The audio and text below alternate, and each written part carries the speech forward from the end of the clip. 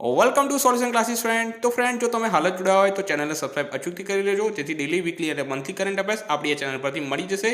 અને મને અનએકેડમી પર ફોલો કરવાનું ના ભૂલતા. ફ્રેન્ડ્સ, આ કૃણાલ જોશી સર દ્વારા આ ત્રીજો વિડીયો છે, તો આનો લાભ અચૂક લેજો. Welcome to solution classes friend. મારું નામ કૃણાલ જોશી છે. મિત્રો, આપણે જોઈ રહ્યા છે બિન સચિવાલય અને તલાટીની પરીક્ષા માટે ખાસ મેથ્સ અને રિઝનિંગની સિરીઝ. હાલ રિઝનિંગથી સ્ટાર્ટ કર્યું છે મિત્રો. ઘડિયાળના આપણે મિત્રો બે ભાગ જોઈ ગયા છે. તમે જો પહેલાં બે ભાગ જોયા ના હોય તો જુઓ મિત્રો, આ તેનો ત્રીજો ભાગ છે. એ પહેલાં મિત્રો જણાવી દઉં કે બિન સચિવાલય અને તલાટીની પરીક્ષા માટે આપણે ખાસ એવા મોસ્ટ ઇમ્પોર્ટન્ટ વિડીયો અનએકેડમી પર મૂકી દીધા છે. તો આજે જ અનએકેડમી લર્નિંગ કેમ્પ ડાઉનલોડ કરો મિત્રો, અને ત્યાં કૃણાલ જોશી અને અમિત શુક્લા સર્ચ કરો, જેથી તમને બિન સચિવાલય અને તલાટીમાં ઉપયોગી એવા બંધારણ, જાહેર વહીવટ, કરંટ અફેરના વિડીયો, ગણિતના વિડીયો તમને ત્યાં મળી જશે મિત્રો. તો આજે જ અનએકેડમી લર્નિંગ કેમ્પ ડાઉનલોડ કરો, અને વિડીયો ગમે તો લાઇક કરો, શેર કરો અને ફોલો કરો મિત્રો. ઓકે, તો મિત્રો ચાલો આજનું આપણે લેસન સ્ટાર્ટ કરીએ. તો આજે મિત્રો આપણે શું શીખશું? આજે શીખશું કે પરીક્ષામાં મોસ્ટલી પૂછાય છે કે કલાક કાંટો અને મિનિટ કાંટો ભેગો ક્યારે થશે. કલાક કાંટો અને મિનિટ કાંટો ભેગો ક્યારે થશે, અને કલાક કાંટો અને મિનિટ કાંટા સામસામે ક્યારે હશે. ઓકે, આ બે ક્વેશ્ચન પૂછાય છે મિત્રો. તો એના માટેની આપણે શોર્ટ ટ્રિક શીખશું. પણ એના માટે હું તમને બેઝિક પહેલાં શીખવાડી દઉં મિત્રો, કે કેવી રીતે આપણે પરીક્ષામાં કેવું હોય છે મિત્રો, કે એના માટે મિનિટ સમય જે હોય ને એને 12/11 વડે ગુણવા પડે છે. 12/11 વડે ગુણવા પડે છે. જે મિત્રો 12/11 મિનિટ આપે છે એના માટે ગુણવા પડે. પણ 12/11 મિનિટ કેવી રીતે આવ્યા એ પહેલાં આપણે બેઝિકથી સ્ટાર્ટ કરીએ. તો જો મિત્રો, મિનિટ કાંટો 60 મિનિટનું ભ્રમણ કરે. મિનિટ કાંટા 60 મિનિટનું ભ્રમણ કરે ત્યારે કલાક કાંટાનું ભ્રમણ કેટલું હોય? તો કે 5 મિનિટ. કેટલું હોય?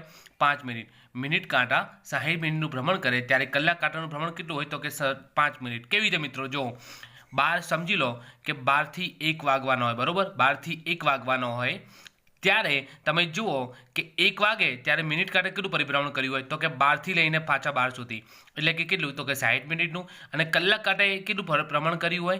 તો કે ફક્ત 5 મિનિટ. કેટલું? ફક્ત 5 મિનિટ. કેટલું? તો 12 થી લઈને 1 સુધીનું. ઓકે, ખ્યાલ આવી ગયો? તો કે મિનિટ કાંટો 60 મિનિટનું ભ્રમણ કરે ત્યારે કલાક કાંટે કેટલું ભ્રમણ કર્યું હોય? તો કે 5 મિનિટનું. ઓકે, એટલે કે મિનિટ કાંટો કલાક કાંટાથી 55 મિનિટ વધારે ભ્રમણ કરે છે. કેટલું? 55 મિનિટ વધારે ભ્રમણ કરે છે. ઓકે, 60 - 5 કરો તો 55 મિનિટ વધારે ભ્રમણ કરે છે. કેમ કે આ તો 5 મિનિટ કરે છે, એટલે પેલું 60 મિનિટ કરે છે. તો 60 - 5 એટલે કે કેટલું વધારે ભ્રમણ કરે છે? તો કે 55 મિનિટ. મિનિટ કાંટો કલાક કાંટાથી 55 મિનિટ વધારે ભ્રમણ કરે છે. તો મિનિટ કાંટાનું ભ્રમણ 60 મિનિટ ત્યારે કલાક કાંટાનું ભ્રમણ કેટલું? તો કે 5 મિનિટ. કેટલું? 5 મિનિટ. મિનિટ કાંટાનું ભ્રમણ 60 મિનિટ ત્યારે કલાક કાંટાનું ભ્રમણ કેટલું? તો કે 5 મિનિટ, એટલે કે 55 મિનિટ વધારે. કેટલું? 55 મિનિટ. હવે જુઓ મિત્રો, આપણે આગળ દાખલા શીખશું ને, નફો ખોટામાં તમે આવો આવશે. આ તો બેઝિક શીખવાડી દઉં કે 55 મિનિટનું ભ્રમણ કરવા માટે 60 મિનિટ લાગે. મિનિટ કાંટાને 55 મિનિટનું ભ્રમણ કરવા માટે કેટલી મિનિટ લાગે છે? તો કે 60 મિનિટ લાગે. તો 1 મિનિટનું ભ્રમણ કરવા લાગતો સમય કેટલો? તો કેટલું થશે મિત્રો? તો કે 60 ભાગ્યા 55. 60 ભાગ્યા 55. તમને ખ્યાલ છે ને મિત્રો કે 1 × 60 થઈ જશે, અને ભાગ્યા આ જે હોય તે છેદમાં જતું રહે. તો 1 × 60 ભાગ્યા 55, એટલે કે 60 ભાગ્યા 55 મિનિટ. બરોબર? આ આપણે જે આ દાખલા ગણી છે ને મિત્રો, એમાં આપણે ખાસ મિનિટનું કામ છે એટલા માટે મિનિટ લીધું છે. તો 60 ભાગ્યા 55 મિનિટ એટલે કે કેટલા થશે? 12/11 મિનિટ. જો 12 × 5 = 60 અને 11 × 5 = 55, એટલે 5 5 ઉડી જશે. તો એટલે ઉપર શું વધશે? 12 વધશે, નીચે વધશે 11, એટલે કે 12/11 મિનિટ. ખ્યાલ આવી ગયો?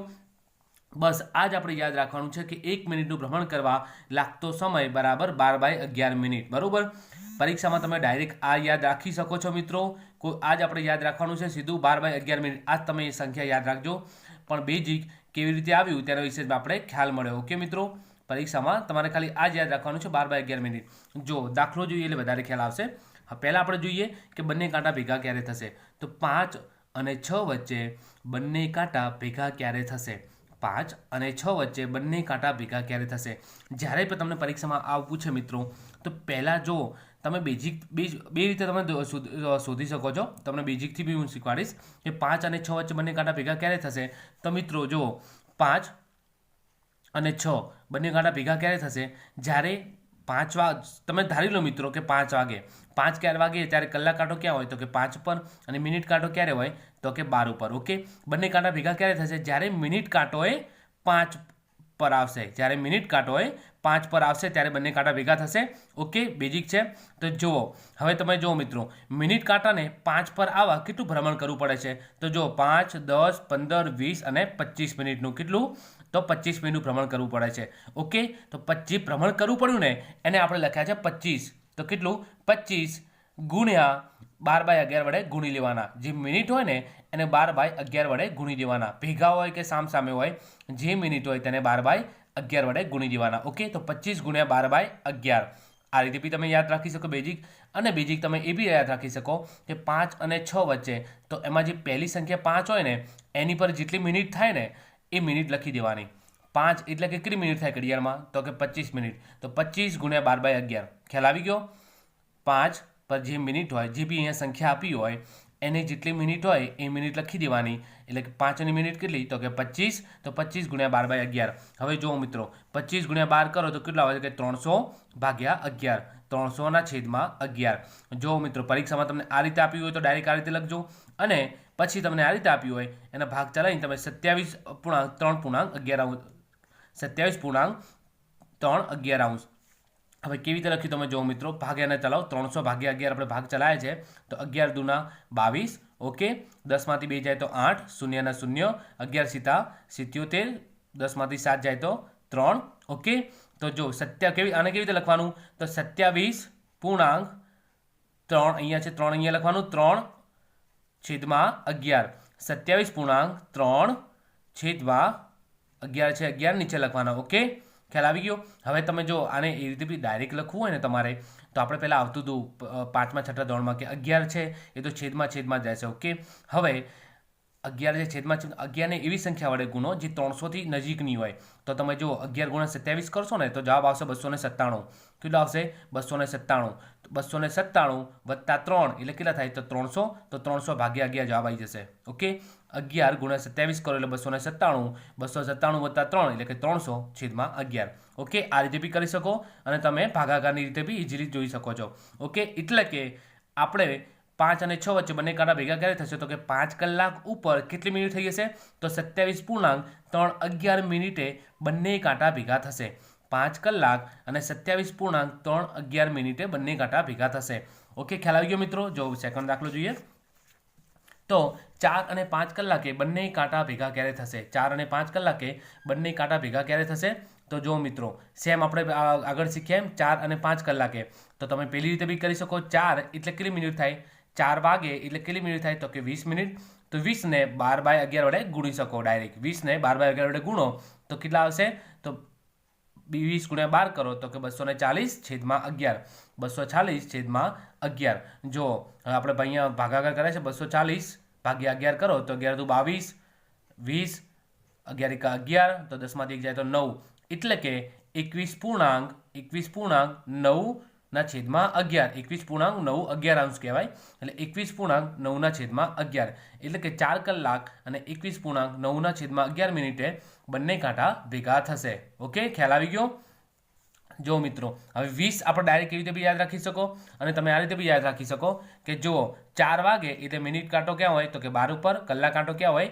તો કે 4 ઉપર હોય. ઓકે, ભેગા થવાનું છે એટલે કે મિનિટ કાંટાને 4 સુધી આવવાનું છે. ભેગા થવાનું છે એટલે કે મિનિટ કાંટાને 4 સુધી આવવાનું છે. તો 4 સુધી આવવા માટે મિનિટ કાંટો કેટલું અંતર કાપે? તો કે 5, 10, 15 અને 20 મિનિટ. ઓકે, તો એ જે મિનિટ કાંટા અંતર કાપ્યું હોય એને શું કહેવાય? અહીંયા લખી દેવાનું 20, અથવા ડાયરેક્ટ યાદ રાખો 4 એટલે કે 20 મિનિટ. ઓકે, ચલો લાસ્ટ દાખલો મિત્રો જોઈએ આનો કે 2 અને 3 વચ્ચે 2 અને 3 કલાક વચ્ચે બંને કાંટા ભેગા ક્યારે થશે? તો 2 એટલે કે કેટલી મિનિટ? તો કે 10 મિનિટ. 2 એટલે કે કેટલી મિનિટ? તો કે 10 મિનિટ. ઓકે, અને મિનિટ કાંટાને અંતર કાપતા બી સેમ સમય લાગે, 5 ને 10 મિનિટ. બરોબર? તો 10 ગુણ્યા 12/11, તો 12 ગુણ્યા 10 કરો તો 120/11. પછી આગળની જેમ ભાગ ચલાવો તો તમારો જવાબ આવશે 10.1011. એટલે કે 2 કલાક અને 10.1011 મિનિટે બંને કાંટા ભેગા થશે. ઓકે, ખ્યાલ આવી ગયો મિત્રો? હવે આપણે જોઈએ કે બંને કાંટા સામસામે ક્યારે હશે. બંને કાંટા સામસામે ક્યારે હશે? તો જો 8 અને 9 કલાક વચ્ચે બંને કાંટા ક્યારે સામસામે હશે? સામસામે એટલે શું મિત્રો? તો કે વિરુદ્ધ દિશામાં. સામસામે એટલે શું? તો કે વિરુદ્ધ દિશામાં. તો વિરુદ્ધ દિશામાં 8 અને 9 કલાકે ક્યારે હોય? એટલે કે કલાક કાંટો 8 ઉપર હોય. 8 ઉપર થોડું બી સમજી ગયું પણ આપણે 8 પર જ કેલ્ક્યુલેટ કરવાનું. કલાક કાંટો 8 ઉપર હોય અને મિનિટ કાંટો એની એક્ઝેક્ટલી વિરુદ્ધ દિશામાં હોય. એક્ઝેક્ટલી વિરુદ્ધ દિશામાં હોય. આમાં તો મિત્રો તમારે યાદ રાખવાનું કે 8 ઉપર હોય તો તેની એક્ઝેક્ટલી વિરુદ્ધ કયો અંક આવે છે? તો કે 2. કયો આવે છે? તો કે 2 એક્ઝેક્ટલી વિરુદ્ધ આવે છે. બરોબર. એટલે કે જે એક્ઝેક્ટ વિરુદ્ધ આવે ને, જે અહીંયા વિરુદ્ધમાં જે અંક આવે ને એની મિનિટ આપણે લેવાની આની અંદર. ઓકે, પેલામાં કલાકની મિનિટ લેતા હતા ને, આમાં સામે જે વિરુદ્ધનો જે અંક આવે ત્યાં કેટલી મિનિટ થઈ? તો કે 2. એટલે કે કેટલી મિનિટ? તો કે 10 મિનિટ. તો 10 ને 12/11 વડે ગુણવાના. તો 10 ગુણ્યા 12/11 આપણે આગળ આવી ગયા ને તો 120/11 એટલે કે જવાબ કેટલો આવશે? 10.1011 એટલે કે 8 કલાક 10.1011 મિનિટે બંને કાંટા વિરુદ્ધ હશે. ઓકે, જો સેમ 10 અને 11 કલાક વચ્ચે બંને કાંટા વિરુદ્ધ ક્યારે હશે? તો જો મિત્રો 10 અને 11 કલાક વચ્ચે બંને કાંટા વિરુદ્ધ ક્યારે હશે? તો 10 ની સામે કયો અંક આવે છે? તો કે 4. કયો આવે છે? 4 આવે છે એની સામે. તો 4 પર કેટલી મિનિટ થાય? તો કે 20 મિનિટ. તો 20 ગુણ્યા 12/11 20 ગુણ્યા 12/11 એટલે કે 240/11 એટલે કે 21.911 મિનિટ. બરોબર, 21.911 મિનિટ એટલે 10 કલાક અને 21.911 મિનિટે બંને કાંટા સામસામે હશે, વિરુદ્ધ દિશામાં હશે. જો મિત્રો લાસ્ટ દાખલો જોઈએ કે 7 અને 8 કલાક વચ્ચે ક્યારે વિરુદ્ધ હશે? તો જો મિત્રો આપણે 7 અને 8 કલાક વચ્ચે કીધું છે તો પહેલા 7ની સામે કયો અંક આવે છે? તો 7ની સામે કયો આવે છે? તો કે 1 આવે છે. કયો આવે છે? 1 એટલે કેટલી મિનિટ થાય? તો કે 5 મિનિટ. કેટલી? 5 મિનિટ. તો 5 ગુણ્યા 12/11 તો 5 ગુણ્યા 12/11 કરો મિત્રો તો કેટલા થશે? 12 × 5 = 60. તો 60 ના છેદમાં 11. હવે ભાગ ચાલો મિત્રો, તમે જો ભાગ ચલાવો તો 11 × 5 = 55.